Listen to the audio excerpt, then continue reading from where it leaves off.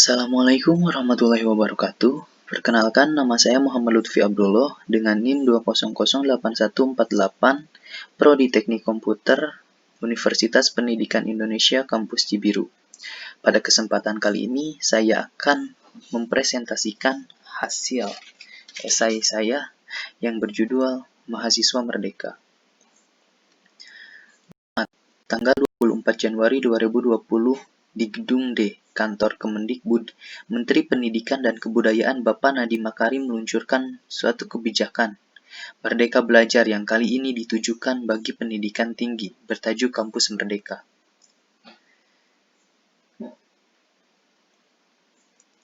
Bapak Nadiem Makarim berkata, kebijakan Kampus Merdeka ini merupakan kelanjutan dari konsep Merdeka Belajar. Pelaksanaannya paling memungkinkan untuk segera dilangsungkan. Hanya mengubah peraturan menteri, tidak sampai mengubah peraturan pemerintahan ataupun undang-undang. Jadi, apa itu Kampus Merdeka? Pada dasarnya, kebijakan Kampus Merdeka ini merupakan salah satu bentuk implementasi dari visi dan misi yang dimiliki oleh Presiden Joko Widodo guna menciptakan sumber daya manusia yang lebih unggul. Kebijakan Merdeka Belajar Kampus Merdeka ini meliputi 4 program utama, yaitu yang pertama, sistem akreditasi perguruan tinggi, yang kedua, kemudahan pembukaan program studi baru, yang ketiga, kemudahan perguruan tinggi negeri menjadi perguruan tinggi berbasis hukum, dan yang keempat, poin yang akan saya soroti, yaitu hak belajar 3 semester di luar program studi. Untuk kegiatan proses pembelajaran di luar program studi, mahasiswa dapat melakukan beberapa kegiatan di luar perguruan tinggi, yaitu seperti magang atau praktek kerja di industri, lembaga, ataupun tempat-tempat kerja lainnya. Dalam proses magang ini, mahasiswa dapat terjun langsung ke dalam dunia kerja guna mempersiapkan diri dan melatih mahasiswa agar ketika nanti setelah lulus dan masuk ke dunia pekerjaan, mahasiswa tidak kaget atau merasa kebingungan. Serta dengan proses magang ini, mahasiswa mendapatkan pengalaman secara real tentang apa yang akan mereka hadapi nantinya. Selanjutnya, mahasiswa ketika di luar program studi dapat melakukan pengabdian diri kepada masyarakat. Tentunya sebagai mahasiswa yang memegang mandat sebagai agent of change, social control, iron stock, moral force, dan guardian of value, tentunya mahasiswa harus memberikan kontribusi yang besar kepada masyarakat. Mahasiswa harus dapat berbaur dan menjadikan dirinya sebagai pemimpin, pemberi contoh moral yang baik, dan tentunya sebagai pembawa perubahan menuju masyarakat yang lebih baik lagi.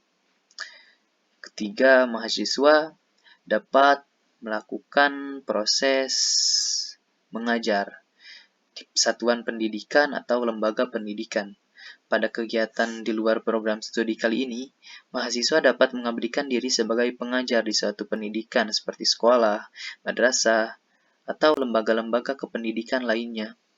Atau juga mahasiswa dapat membuka webinar jika memang keilmuannya telah mumpuni untuk dapat menjadi pemateri dalam webinar.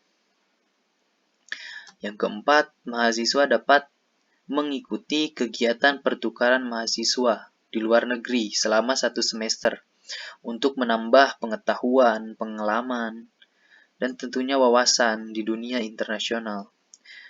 Membawa nama baik negara sebagai wakil dari mahasiswa Indonesia.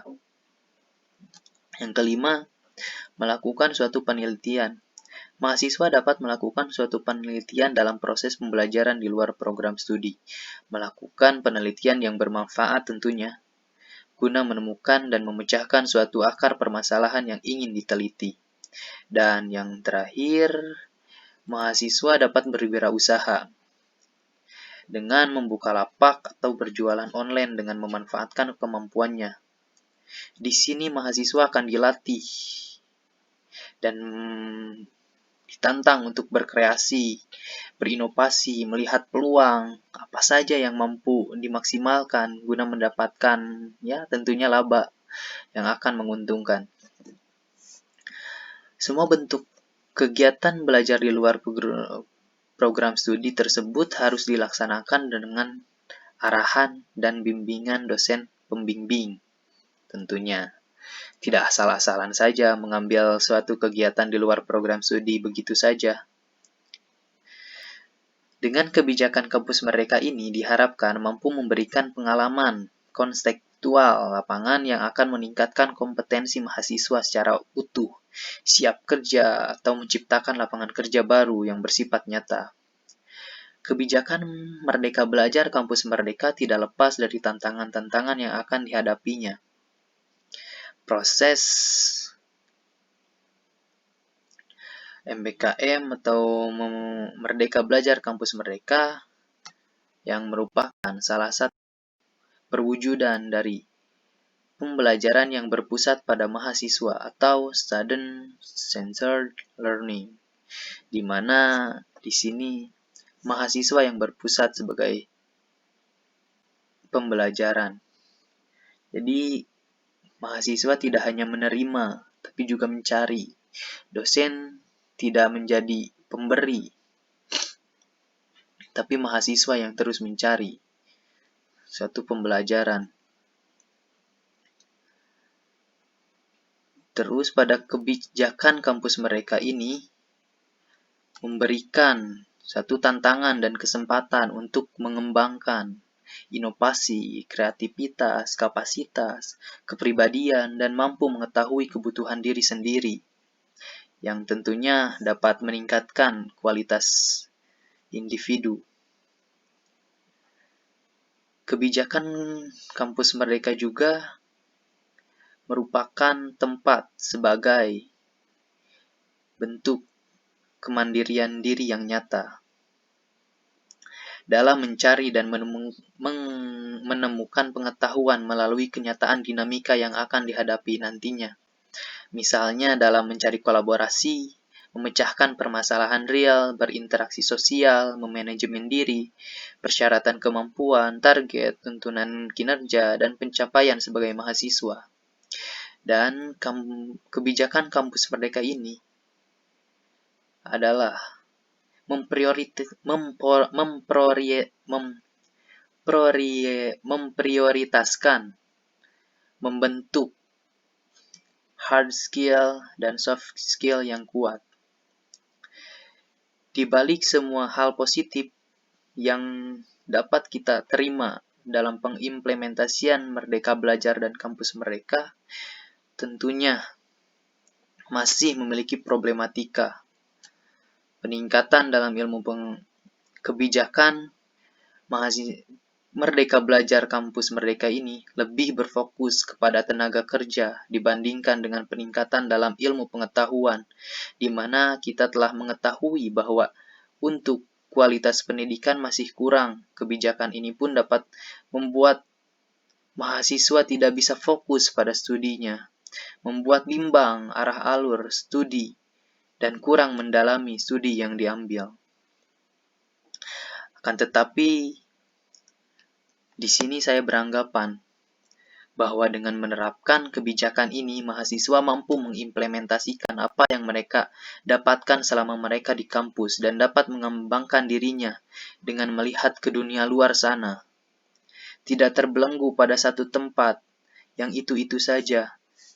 Dengan menerapkan kebijakan ini, mahasiswa akan mampu melihat dan berpikir secara terbuka, menambah wawasan dan pengalaman nyata, menambah relasi dan mengumpulkan bermacam-macam informasi yang akan berguna untuk meningkatkan kesadaran diri bahwa kita belum ada apa-apanya, sehingga akan tumbuh motivasi lebih untuk belajar dan mengembangkan diri. Jadi di sini saya dapat mengambil kesimpulan bahwa Kebijakan Merdeka Belajar Kampus Merdeka adalah kebijakan yang memberi keleluasaan kepada para mahasiswa untuk dapat memilih mata kuliah yang akan diambilnya, dapat melakukan kegiatan berupa magang, mengajar di suatu pendidik, mengikuti program pertukaran mahasiswa, atau yang lainnya, guna menciptakan mahasiswa yang inovatif, kreatif, memiliki pengalaman, memiliki jaringan kolaborasi yang luas, mampu memecahkan permasalahan real, dapat berinteraksi sosial, dan mampu mempersiapkan diri untuk terjun ke dalam dunia kerja, agar kebijakan ini tidak menimbulkan ketimpangan dalam perwujudan menciptakan sumber daya manusia yang mampu bersaing dalam dunia kerja. Mahasiswa harus memenuhi kewajiban mereka dalam menuntaskan setiap mata kuliah yang diambilnya, karena kembali lagi kepada tujuan utama dari mahasiswa adalah mencari ilmu. Mungkin sekian yang dapat saya sampaikan. Mohon maaf apabila terdapat kata yang kurang berkenan dan kurang jelas. Terima kasih atas perhatiannya. Jika ada yang ingin ditanyakan, silahkan saja. Assalamualaikum warahmatullahi wabarakatuh.